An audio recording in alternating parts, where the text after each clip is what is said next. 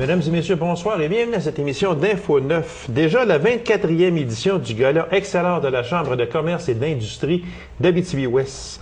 Alors, la présentation des finalistes qui avait lieu le 13 octobre dernier. Alors, pour nous en parler, et nous, justement, parler de cette liste des finalistes, je reçois la directrice générale de cette Chambre de commerce et d'industrie d'Abitibi-Ouest, Mme Nathalie Aubin. Madame Aubin, bonsoir.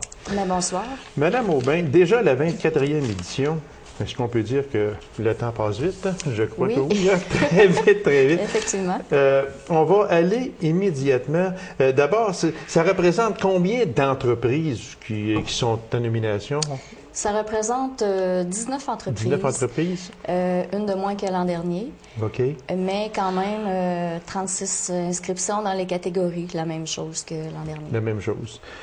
Je sais qu'on a déjà parlé, mais juste pour revenir un peu sur ça, c'est qui choisit les gagnants, si vous me permettez l'expression? Les gagnants sont choisis par un groupe de 5 juges. Okay. Ce sont des gens qui demeurent strictement confidentiels jusqu'à la remise de l'excellent lors du gala.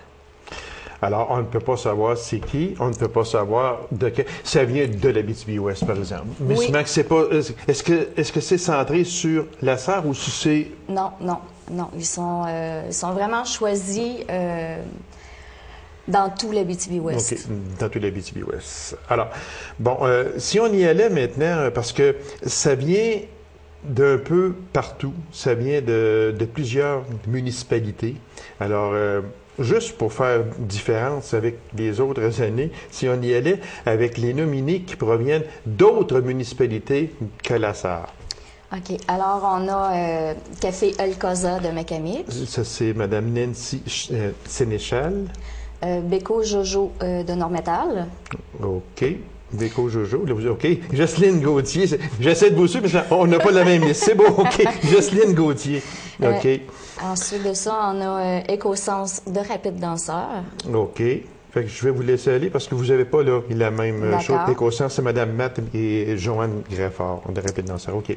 La Maison du Souvenir de La Ferté. OK. Ça, c'est Tony Gauthier. Ensuite, Matériaux Abitibi de Macamic. Mélanie Boulay. OK. Escalier du 49e à Normétal. Edith Morin et Jean-François Lévesque. Les loisirs de Palmarol à Palmarol, c'est la municipalité de Palmarol, exactement. Les caisses des jardins d'Abitibi-Ouest. Qui est représentée par M. Gaétan Pelletier. Okay. Alors, ça, ce sont les nominés qui proviennent d'autres endroits, mais toujours centrés sur l'Abitibi-Ouest. Oui. Alors, si on y allait maintenant avec les autres nominés, mais ce sont des entreprises de la Sarre. De la Sarre, nous avons Tôlerie et Soudage JRL.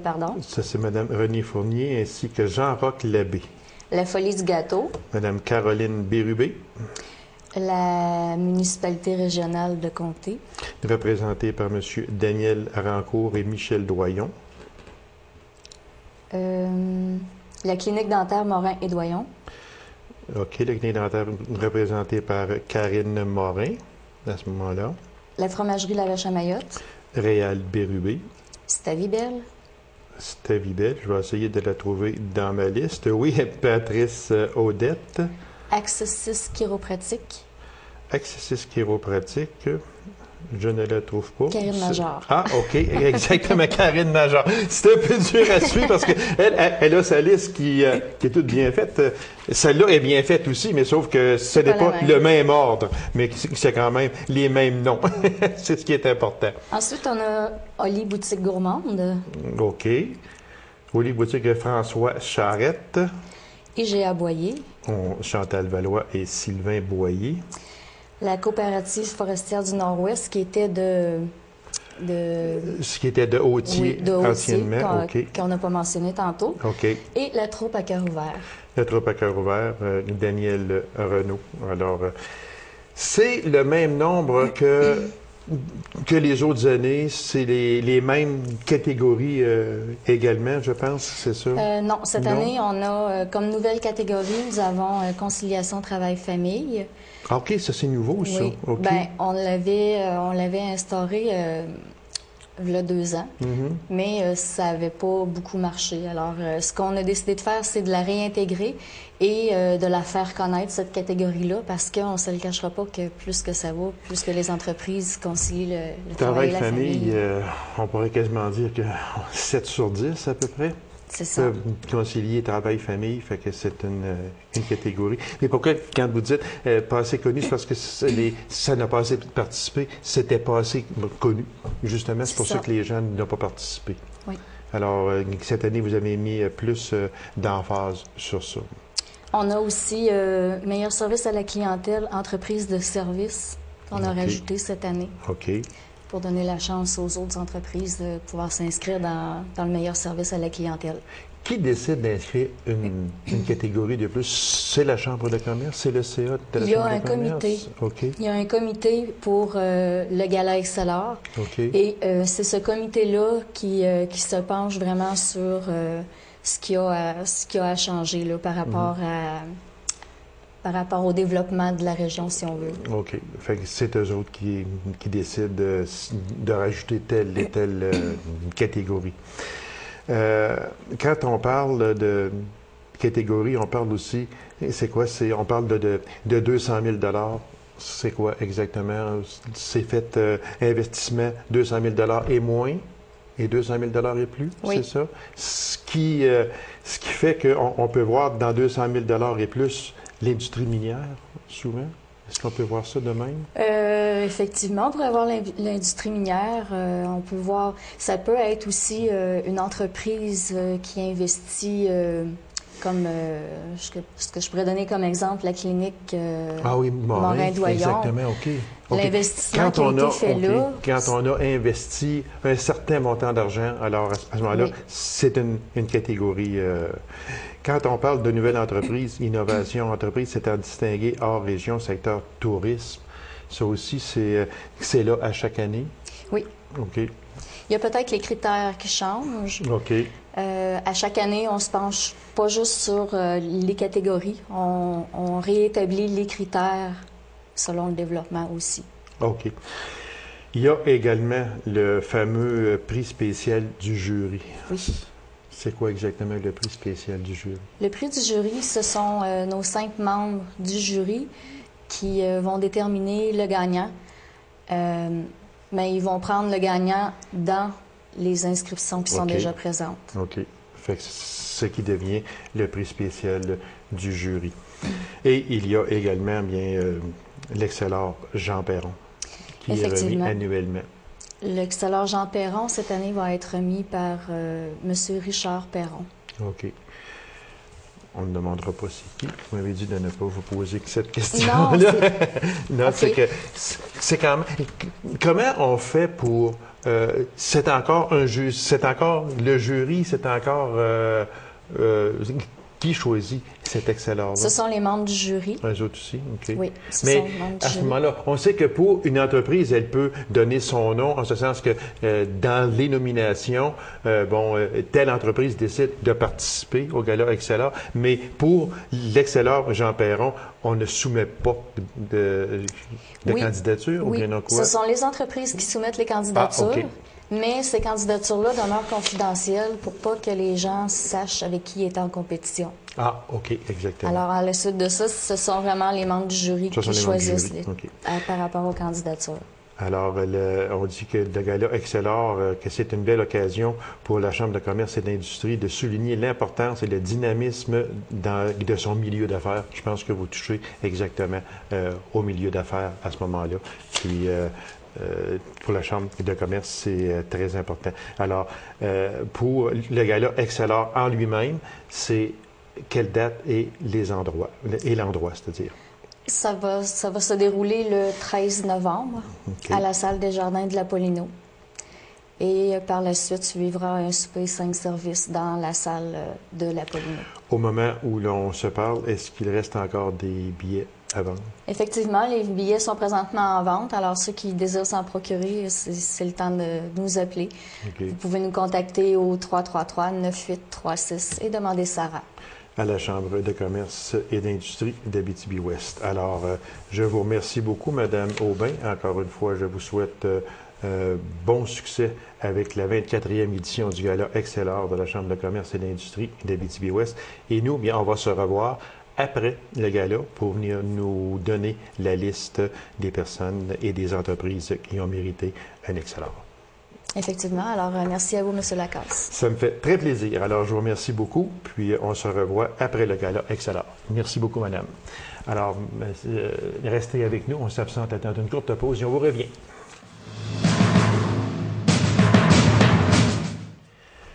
Ménage de la pharmacie. Quand faut-il le faire?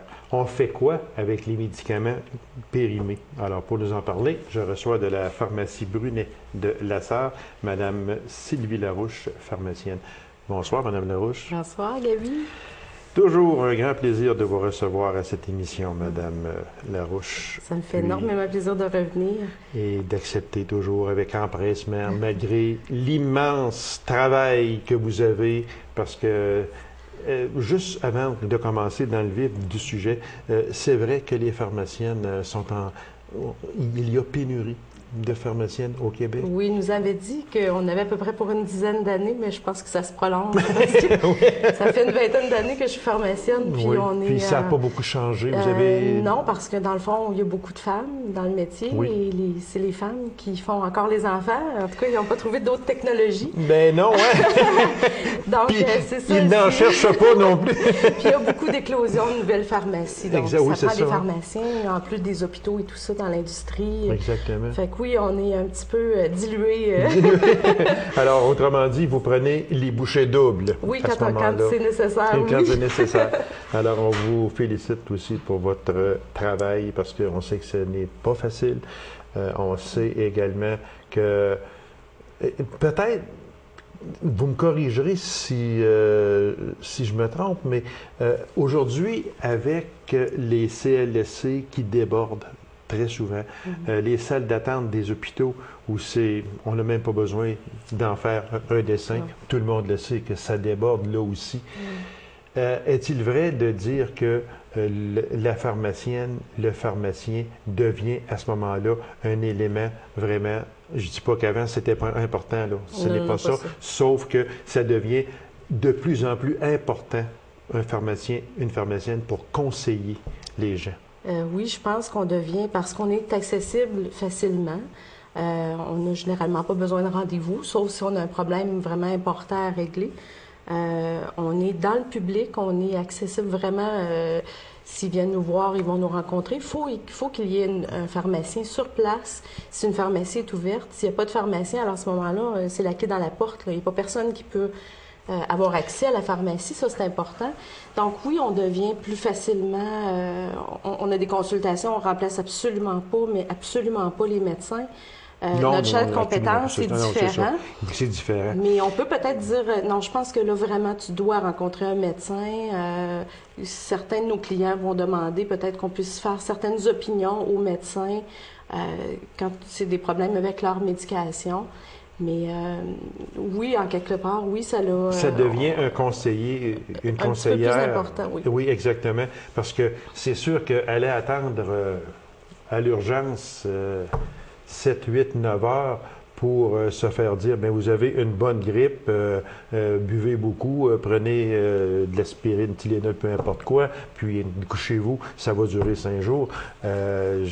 Moi, je sais bien que si j'étais dans ce cas-là, j'irais voir une pharmacienne ou un pharmacien, puis qu'est-ce que vous avez à me conseiller, parce que je pense que j'ai une grippe ou un rhume, tantôt on va parler justement de la différence entre les deux. Alors, c'est là qu'intervient le pharmacien ou pharmacienne à ce moment-là, qui a toujours été dans un rôle essentiel, mais qui devient encore beaucoup plus essentiel à ce moment-là. Oui, pour au moins avoir un autre avis ou avant d'aller à l'urgence. Exactement.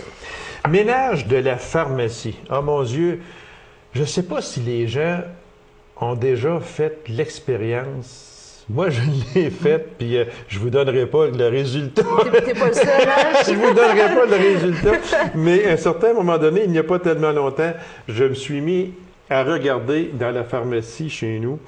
Puis, mais mon Dieu, c'est quoi ça? Mais mon Dieu, c'est quoi ça, cette affaire-là? 1999, 1997. On a des surprises des fois. Hein? On a de grosses surprises. Oui. Alors, à quel rythme doit-on faire le ménage de notre pharmacie et aussi, c'est quoi faire le ménage d'une pharmacie? Oui. Bien, idéalement, il faudrait le faire peut-être au moins une fois par année. Au moins. Donc, ça va éviter de retrouver des trésors nationaux qui comme j'ai fait, exact. Fait que ça veut dire qu'elle me regarde et elle dit, Gaby, ça fait longtemps que tu n'as pas fait ça. C'est vrai. Mais disons une fois par année, mais écoute, t'es pas le seul, là. T'es pas le seul en cause. Mais une fois par année, 2 fois, ou s'il y en a qui le font plus souvent, c'est correct. Tout dépendant, il y en a qui ont pratiquement rien dans leur pharmacie aussi. Voilà, là. aussi oui, C'est sûr que c'est différent, ceux qui ont une famille avec des enfants, tout ça. Ouais.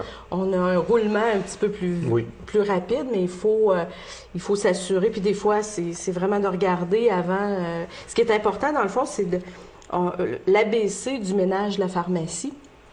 C'est vraiment de vérifier justement l'expiration, les dates d'expiration des produits qu'on a dans notre pharmacie.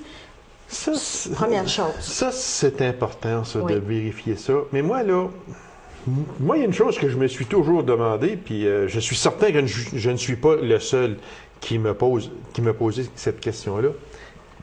On va regarder juste une chose, je n'ai même pas regardé avant l'émission, mais disons qu'il y a une date d'expiration que je trouve ici. Bon, voilà. On parle ici de cette... je ne sais même pas c'est quoi. C'est des gouttes de vitamine D, par exemple. OK.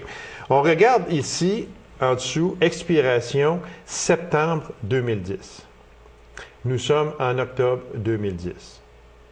On prend ça, on jette ça. Ou bien non, j'en ai de besoin.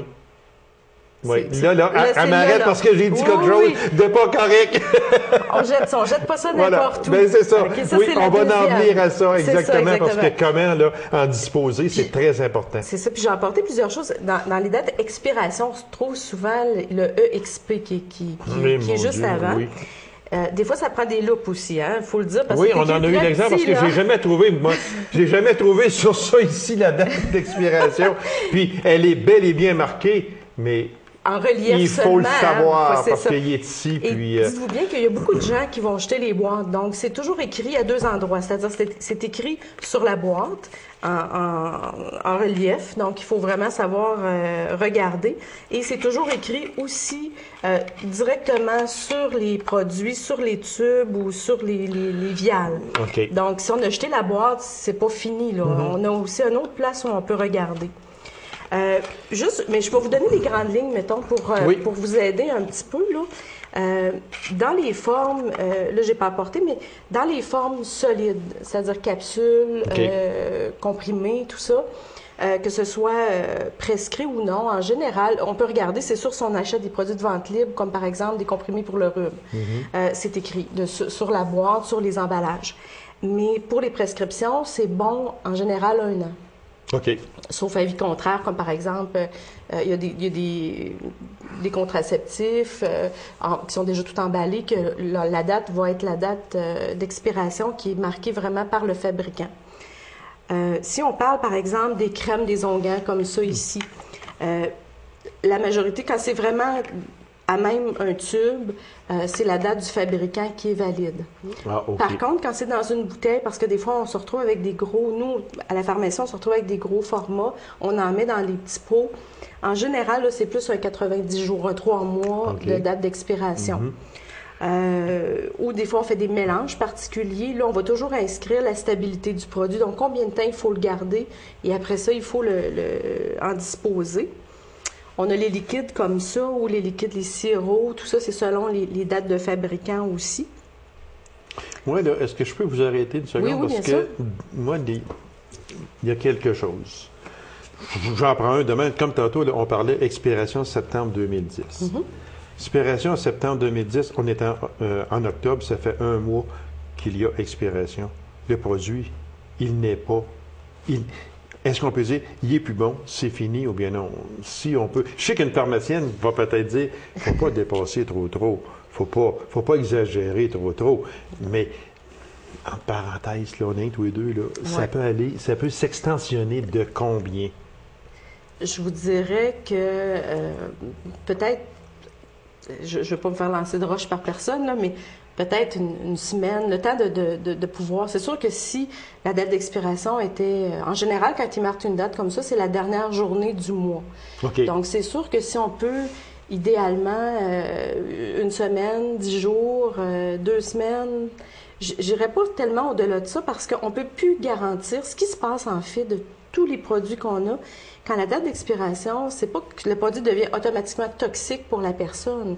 Sauf qu'on ne peut plus garantir la dose exacte que vous allez recevoir. Okay. Le produit perd de son efficacité, peut être potentiellement tout dépendant. Il y a des produits comme pour des gouttes pour les yeux où il y a une date d'expiration qui peut être 1 an. Par contre, dès qu'elle est ouverte, la goutte pour les yeux, on la garde 1 mois.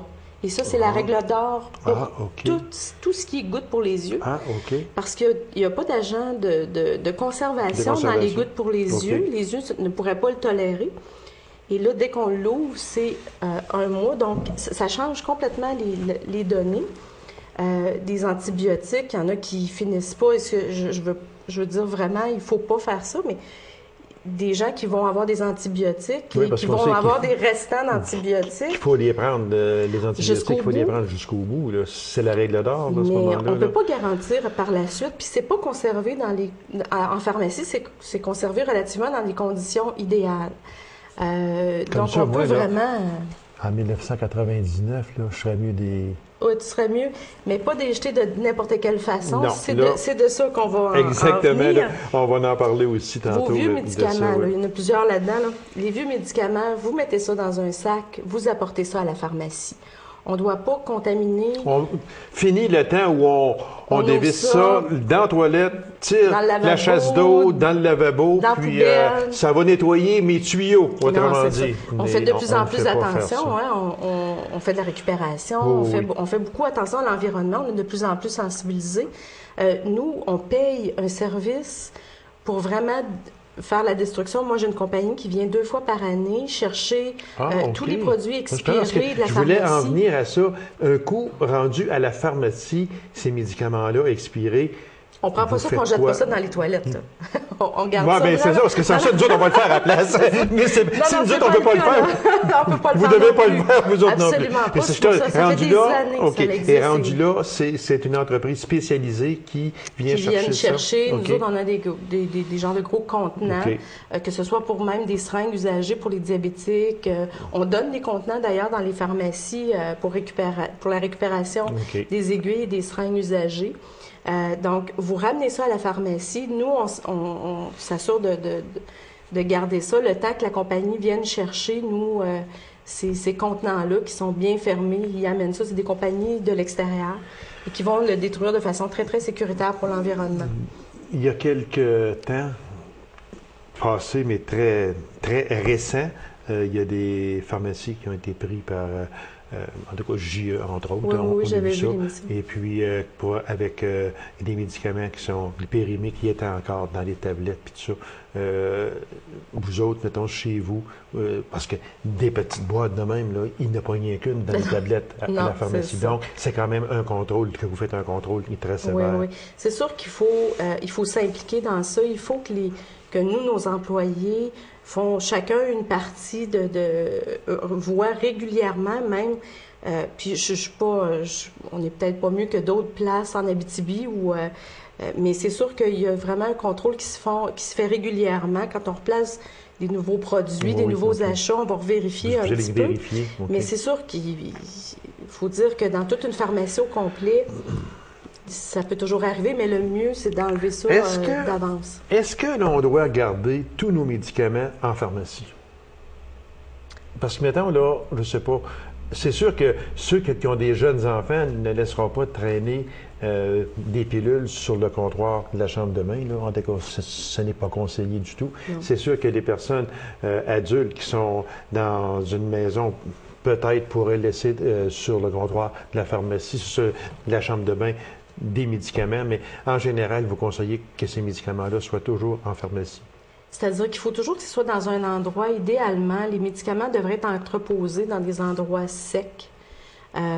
Donc, c'est vrai que la chambre de bain, c'est sûr qu'une chambre de bain où il y a un bain, où il y a une douche, puis il y a beaucoup d'humidité, donc c'est sûr que c'est pas la place idéale à garder des médicaments à cause du taux d'humidité. C'est ça. Il faut éviter le gel ou la chaleur excessive, donc en haut de la hotte et de la cuisinière, Oui. c'est pas l'idéal non plus, les places que ça dégage. Donc, ça veut dire que, en principe, ben, j'aime pas ça dire ça, parce que là, on va se faire... on se fera pas jeter des roches, là, mais seulement on sait que les pharmacies, à 99,9 % je parle de pharmacies de maison, sont dans la chambre de bain.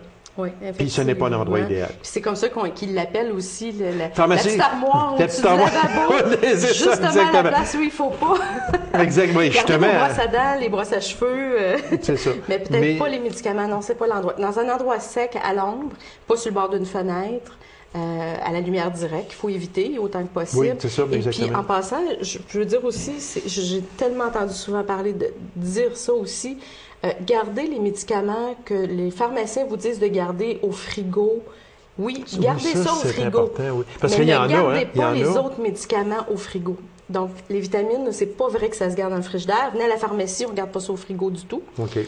On va vraiment spécifier si un médicament, à cause de la stabilité du produit, doit être gardé au frigidaire, comme par exemple des insulines. On va vous le dire, ça c'est sûr. Mais sinon, vous ne gardez pas des médicaments dans le frigo pour peut-être prolonger la durée de vie. C'est le contraire. Vous allez la détruire. Est-ce que, là on parle de médicaments souvent sur prescription, on parle de sirop de gouttes pour les yeux, etc. Mais si on y va dans le plus simple encore, l'aspirine, Tylenol, ibuprofène, acétaminophène, etc. Bon, c'est ce que l'on prend là, le plus, j'ai mal à la tête, j'ai mal à un muscle, bon, ibuprofène, Motrin, etc. Est-ce que c'est la même chose? On a droit... C'est un an, ça aussi?